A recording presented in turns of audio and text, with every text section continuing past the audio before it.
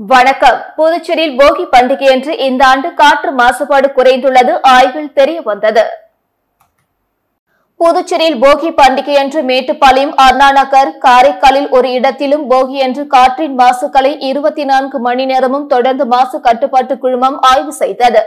இந்த ஆய்வின் முடிவுகள் தற்பொழுது தெரிய வந்துள்ளது. இதில் மிதவை துகள்களின் அளவு 54 மைக்ரோகிராம், கந்தக ஆக்சைடுகளின் அளவு 10.4 மைக்ரோகிராம், நைட்ரஜன் ஆக்சைடுகளின் அளவு 15.5 மைக்ரோகிராம், அமோனியாவின் அளவு 50 மைக்ரோகிராம் என பதிவாகி உள்ளது. அமோனியாவின் அளவு ஒரு கியூபிக் மீட்டர் அளவிலான காற்றில் 400 மைக்ரோகிராம் அளவுக்கு இருக்கலாம். இதன் மூலம் புதுச்சேரியை பொறுத்தவரை போகி பண்டிகையின் போது காற்றில் கலந்த மாசுகளின் அளவு கட்டுக்குள் உள்ளது தெரிய வந்துள்ளது. போகியன்று ஏற்பட்ட லேசான மழைத்தூறலும் மக்களிடையே ஏற்பட்டுள்ள விழிப்புணர்வு காரணமாகவும் இந்த ஆண்டில் காற்றின் மாசுகளின் அளவு குறைய முக்கிய காரணமாக அமைந்துள்ளது.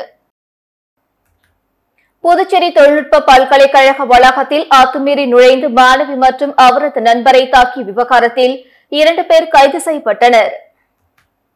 காலப்பட்டில் உள்ள புதுச்சேரி தொழில்நுட்ப பல்கலைக்கழக வளாகத்தில் கடந்த 11ஆம் தேதி விடுதியில் தங்கி படிக்கும் வெளிமாநில மாணவி ஒருவர் தனது நண்பருடன் நடந்து சென்றார். அங்கு மதுபோதையில் 2 பைக்குகளில் வந்த 4 வாலிபர்கள் மாணவி மற்றும் அவரது நண்பரை வீடியோ எடுத்து தகராறு செய்தனர். இது தொடர்பாக காலாப்பட்டு போலீசார் வழக்கு பதிவு செய்து விசாரணை மேற்கொண்டனர். விசாரணையில் மாணவியிடம் அத்துமீறலில் ஈடுபட்டது மேட்டுப்பாளையம் தனியார் கம்பெனியில் பணியாற்றும் அருமார்த்தபுரம் ஷியாம், வில்லியனூர் திருக்காஞ்சி சாலையை சேர்ந்த அரசு கலைக்கல்லூரி மாணவர் விமல் மற்றும் 2 சிறுவர்கள் என தெரிய வந்தது. ஷியாம் மற்றும் விமலை காலாப்பட்டு போலீசார் நேற்று கைது செய்து நீதிபதி முன் ஆஜர்படுத்தி காலாப்பட்டு சிறையில் அடைத்தனர். மேலும் 17 வயது சிறுவர்கள் 2 வரை அரசு காப்பகத்தில் ஒப்படைத்தனர். புதுச்சேரி முத்தியால்பேட்டை ஸ்ரீ லட்சுமி ஐக்கிரவர் திருக்கோவிலில் மார்கழி மாத நிறைவையொட்டி ஆண்டாள் திருக்கல்யாண உற்சவம் சிறப்பாக நடைபெற்றது. அனைவருக்கும் மாங்கல்யம் பிரசாதமாக வழங்கப்பட்டது. மார்கழி மாத நிறைவையொட்டி பெருமாள் கோவில்களில் ஆண்டாள் திருக்கல்யாண உற்சவம் நடைபெற்று வருகின்றது. மார்கழி மாதம் முழுவதும் ஆண்டாள் அருளிய திருப்பாவை பாசுரங்களை பெருமாள் கோவில்களில் பக்தர்கள் பாடி இறைவனை வணங்கிய நிலையில் மார்கழி மாத நிறைவையொட்டி முத்தியால்பேட்டை ஸ்ரீ லட்சுமி ஐக்கிரவர் திருக்கோவிலில் மார்கழி மாத நிறைவையொட்டி ஆண்டாள் திருக்கல்யாண உற்சவம் சிறப்பாக நடைபெற்றது. யாக்கம் வளர்த்தி பாராயணம் பாடி வேத மந்திரங்கள் ஓதி பெருமாள் ஆண்டாளுக்கு மாங்கல்யம் அணிவித்த நிகழ்வில் பக்தர்கள் பலரும் கலந்து கொண்டனர். தொடர்ந்து பக்தர்கள் அனைவருக்கும் மாங்கல்யம் பிரசாதமாக வழங்கப்பட்டது. திருவள்ளுவர் தினத்தையொட்டி திருவள்ளுவர் சிலைக்கு துணைநிலை ஆளுநர் கைலாஷ்நாதன், முதலமைச்சர் ரங்கசாமி ஆகியோர் மாலை அணிவித்து மரியாதை செலுத்தினர். திருவள்ளுவர் தின விழாவை முன்னிட்டு புதுச்சேரி புதிய பேருந்து நிலையம் அருகே அமைந்துள்ள திருவள்ளுவர் சிலைக்கு புதுச்சேரி துணைநிலை ஆளுநர் கைலாஷ்நாதன், முதலமைச்சர் ரங்கசாமி, சட்டப்பேரவை தலைவர் செல்வம், அமைச்சர்கள் லட்சுமி நாராயணன், சாய் சரவணகுமார் மற்றும் அமைச்சர்கள் மாலை அணிவித்து மரியாதை செலுத்தினர். இதேபோன்று திமுக சார்பில் எதிர்க்கட்சி தலைவர் சிவா மற்றும் திமுக சட்டமன்ற உறுப்பினர்கள் அவரது திருவுருவ சிலைக்கு மாலை அணிவித்து மரியாதை செலுத்தினர். இதேபோன்று விடுதலை சிறுத்தைகள் கட்சி மற்றும் பல்வேறு தமிழ் அறிஞர்கள் திருவள்ளுவர் சிலைக்கு மாலை அணிவித்து மரியாதை செலுத்தினர். புதுச்சேரி திருவள்ளுவர் தினத்தை முன்னிட்டு நேற்று மதுக்கடைகள், இறைச்சி கடைகளுக்கு தடை விதிக்கப்பட்ட நிலையில் வழக்கத்துக்கு மாறாக திறக்கப்பட்ட இறைச்சி கடைகளை மற்றும் மீன் கடைகளில் கூட்டம் அலைமோதியது. புதுச்சேரி மாநிலத்தில் திருவள்ளுவர் தினத்தை முன்னிட்டு மதுக்கடைகள் மற்றும் இறைச்சி கடைகள் திறக்கக்கூடாது என அரசு உத்தரவிட்டிருந்தது. ஆனால் மாட்டு பொங்கலான நேற்று பெரும்பாலானோர் அசைவ உணவு செய்து வீடுகளில் படைப்பது வழக்கம். இதனால் புதுச்சேரி மற்றும் காரைக்காலில் உள்ள அனைத்து இறைச்சி கடைகளும் மீன் மார்க்கெட்டுகளும் வழக்கம் போல் திறந்திருந்தன.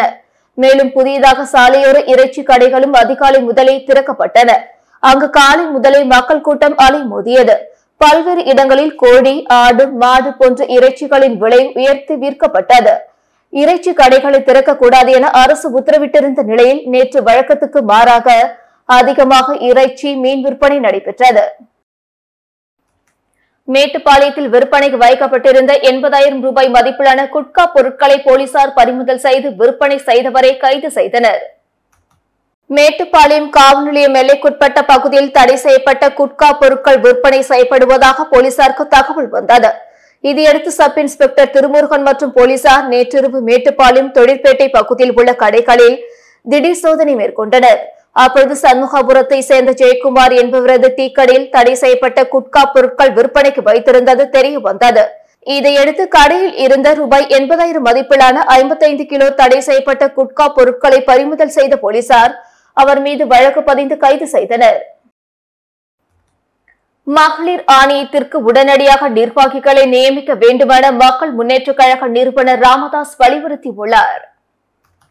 இது தொடர்பாக அவர் வெளியிட்டுள்ள அறிக்கையில், புதுச்சேரி மகளிர் ஆணைய தலைவர் மற்றும் உறுப்பினர் பதவிகளை நிரப்பாத புதுச்சேரி அரசுக்கு சென்னை உயர்நீதிமன்றம் கண்டனம் தெரிவித்துள்ளதோடு ரூபாய் 25,000 அபராதம் விதித்துள்ளது. இது துரதிருஷ்டவசமானது. புதுச்சேரி அரசின் நிர்வாக திறமையின்மைக்கு இது உதாரணம். இந்த வழக்கில் சட்டத்தால் உருவாக்கப்பட்ட ஒரு நிறுவனம் சட்டத்தால் மட்டுமே செயல்பட வேண்டும். தனது விருப்பு வெறுப்புக்கு தகுந்தவாறு அவற்றை வளைத்து நடத்த முடியாது என்பதை நீதிமன்ற தீர்ப்பு சுட்டிக்காட்டியுள்ளது. புதுச்சேரி அரசு இந்த ஆணையத்திற்கான தலைவரையும் உறுப்பினர்களையும் உடனடியாக நியமிக்க வேண்டும். அடுத்த 15 நாட்களுக்குள் இதை செய்ய தவறினால் எங்கள் கட்சி சார்பில் இது சம்பந்தமாக சென்னை உயர்நீதிமன்றத்தில் மனு தாக்கல் செய்யப்படும் என குறிப்பிடப்பட்டுள்ளது. அனைத்திந்திய ஜனநாயக மாத சங்கம் சார்பில் சமத்துவ பொங்கல் விழா பாகூர் பெரிய கோவில் அருகே கொண்டாடப்பட்டது. புதுச்சேரி பாகூர் பெரிய கோவில் அருகே அனைத்திந்திய ஜனநாயக மாத சங்கம் சார்பில் சமத்துவ பொங்கல் விழா கொண்டாடப்பட்டது. பாகூர் கொம்யூன் தலைவர் அமுதா தலைமையில் நடைபெற்ற விழாவில் செயலாளர் குப்பம்மா, மும்தாஜ் பேகம், பாப்பம்மாள் ஆகியோர் முன்னிலை வகித்தனர். விழாவில் ஆடல், பாடல், விளையாட்டு, சிலம்பாட்டம் உள்ளிட்ட தமிழர் பாரம்பரிய விளையாட்டுகள் நடைபெற்றன. இதில் ஆண்கள், பெண்கள் மற்றும் சிறுவர்கள் திரளாக கலந்து கொண்டு தங்களது தனி திறமைகளை வெளிப்படுத்தினர். நிகழ்ச்சிக்கான ஏற்பாடுகளை அனைத்திந்திய ஜனநாயக மாதர் சங்கத்தினர் செய்திருந்தனர். அரியங்குப்பம் காக்கியந்தோப்பு அற்புத குழந்தை இயேசு ஆலயத்தின் முதலாம் ஆண்டு ஆடம்பர தேர்பவனி நடைபெற்றது. புதுச்சேரி அரியங்குப்பம் கொம்யூன் காக்கையந்தோப்பு அற்புத குழந்தை இயேசு ஆலயத்தின் முதலாம் ஆண்டு திருவிழாவையொட்டி ஆடம்பர தேர் திருவிழா நடைபெற்றது. முன்னதாக கொடியேற்றத்துடன் தொடங்கி சிறப்பு திருப்பலிகள் நடைபெற்று வந்தது. அதனைத் தொடர்ந்து அற்புத குழந்தை இயேசு ஆலயத்தின் ஆடம்பர தேர்பவனி சிறப்பாக நடைபெற்றது. இதில் சிறப்பு விருந்தினராக சட்டமன்ற உறுப்பினர் பாஸ்கர் என்ற தட்சிணாமூர்த்தி கலந்து கொண்டு ஆடம்பர தேர்பவனியை தொடங்கி வைத்தார். விழாவிற்கான ஏற்பாட்டினை பங்கு தந்தை அருள்தாஸ், காக்கியந்தோப்பு இறை மக்கள், விழா குழுவினர் மற்றும் அரியங்குப்பம் பங்கு மக்கள் செய்திருந்தனர். தை திருநாள் பொங்கல் பண்டிகையை முன்னிட்டு வில்லியனூர் தொகுதிக்குட்பட்ட பகுதிகளில் நடைபெற்ற பொங்கல் விழாவில் தொகுதியின் சட்டமன்ற உறுப்பினரும் சட்டப்பேரவையின் எதிர்க்கட்சி தலைவருமான சிவா கலந்து கொண்டு சிறப்பித்தார். புதுச்சேரி வில்லியனூர் தொகுதிக்குட்பட்ட உத்திரவாகினிபேட், பெரியபேட், ஆத்து வாய்க்கால்பேட் ஆகிய கிராம பகுதிகளில் தை திருநாள் பொங்கல் பண்டிகை மிக சிறப்பாக கொண்டாடப்பட்டது. இவ்விழாவில் பள்ளி மாணவர்களுக்கு பேச்சு போட்டி, பெரியவர்கள் விளையாடுகின்ற பழமை வாய்ந்த போட்டிகள் நடைபெற்றது. இதற்கான பரிசளிப்பு விழா மற்றும் விளையாட்டு போட்டி நிகழ்ச்சி துவக்க விழாவில் வில்லியனூர் தொகுதியின் சட்டமன்ற உறுப்பினரும் சட்டப்பேரவையின் எதிர்க்கட்சி தலைவரும் திராவிட முன்னேற்ற கழக மாநில அமைப்பாளருமான சிவா கலந்து கொண்டு சிறப்பித்தார். மேலும் பொங்கல் பண்டிகை விழாவில் பேசிய சிவா எம்எல்ஏ, தமிழர் திருநாளாம் பொங்கல் திருநாளை சிறப்பாக கொண்டாட வேண்டுமென அனைவருக்கும் பொங்கல் வாழ்த்துக்களை கூறினார். மேலும் இந்நிகழ்வில் உத்திரவாகினிபேட், பெரியபேட், ஆத்து வாய்க்கால்பேட் பகுதியை சேர்ந்த வில்லியனூர் திமுக நிர்வாகிகள் மற்றும் பொதுமக்கள் ஏராளமானோர் கலந்து கொண்டனர். பண்டசோழநல்லூர் கிராமத்தில் கோமக்கள் நல இயக்கத்தின் சார்பில் சமத்துவ பொங்கல் விழா கொண்டாடப்பட்டது. புதுவை அடுத்த பண்டசோழநல்லூர் கிராமத்தில் கோமக்கள் நல இயக்கத்தின் நிறுவனர் மற்றும் உதவி ஆய்வாளர் இளங்கோ அவர்கள் தலைமையில் சமத்துவ பொங்கல் விழா சிறப்பாக நடைபெற்றது. பண்டசோழநல்லூர் அரசமர திடலில் 100க்கும் மேற்பட்ட பெண்கள் பொங்கலிட்டு பண்டிகையை மகிழ்ச்சியுடன் கொண்டாடினர். உதவி ஆய்வாளர் பொங்கல் திருநாளில் அனைவருக்கும் வாழ்த்துக்களை தெரிவித்துக் கொண்டார். நிகழ்ச்சியில் ஊர் பிரமுகர்கள் திரளாக உடனிருந்தனர். தொடர்ந்து கலை நிகழ்ச்சிகள் நடைபெற்றது. புதுச்சேரியில் ஆன்லைன் மோசடி கும்பலிடம் 12 பேர் 11,51,000 இழந்துள்ளனர். திலாசுப்பேட்டை சேர்ந்தவர் மேரி ஜூலி. இவரை மொபைல் போனில் தொடர்பு கொண்ட நபர் சென்னை ஏர்போர்ட் சுங்கவரி அதிகாரி பேசுவதாக கூறி, உங்களது பெயரில் $70,000 மதிப்பிலான பார்சல் வந்துள்ளது, அந்த பார்சலை பெறுவதற்கு சுங்க கட்டணம் செலுத்த வேண்டும் என கூறியுள்ளனர். இதை நம்பி மேரி ஜூலி ரூபாய் 5.80 லட்சத்தை செலுத்தி ஏமாந்தார்.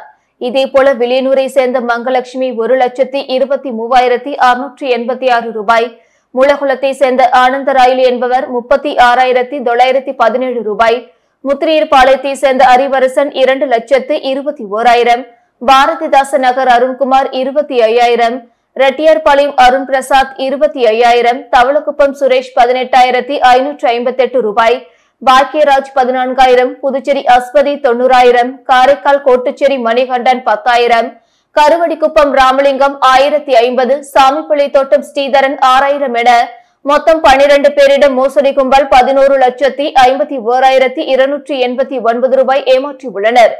இது குறித்த புகார்களின் பேரில் சைபர் கிரைம் போலீசார் வழக்கு பதிந்து விசாரித்து வருகின்றனர். இத்துடன் செய்திகள் நிறைவடைந்தன. வணக்கம்.